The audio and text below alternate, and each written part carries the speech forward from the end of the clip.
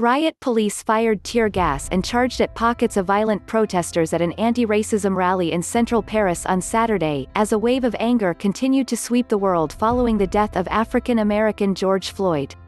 The protesters gathered in Place de la République, chanting, "No justice, no peace," beneath the statue of Marianne, who personifies the French Republic.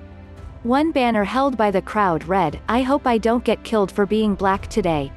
Police refused organizers permission to march to the Opera House. The first clashes erupted after 3 hours of peaceful gathering. Some protesters hurled bottles, paving stones and bicycle wheels at police lines, and one orange outlet was vandalized. Organizers urged protesters with children to leave.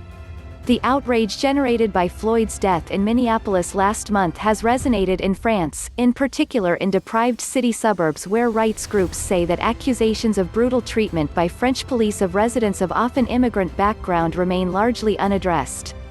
Assa Traoré, sister of 24-year-old Adama Traoré, who died near Paris in 2016 after police detained him, addressed Saturday's protest. "The death of George Floyd has a strong echo in the death in France of my little brother," she said. "What's happening in the United States is happening in France. Our brothers are dying." Traoré's family say he was asphyxiated when 3 officers held him down with the weight of their bodies. Authorities say the cause of his death is unclear. Earlier this week, Interior Minister Christophe Castaner acknowledged there were proven suspicions of racism within French law enforcement agencies. His remarks drew condemnation from police unions, which said officers were being scapegoated for deep-rooted social ills. Police have held their own protests in cities across France this week.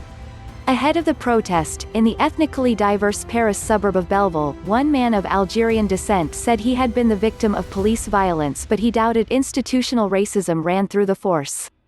"I've been insulted, hit even.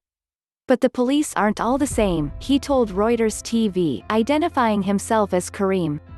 "Unfortunately, this minority is hurting the police." Far-right activists unfurled a banner with the words, "Anti-white racism," from the rooftop of a building overlooking the protest.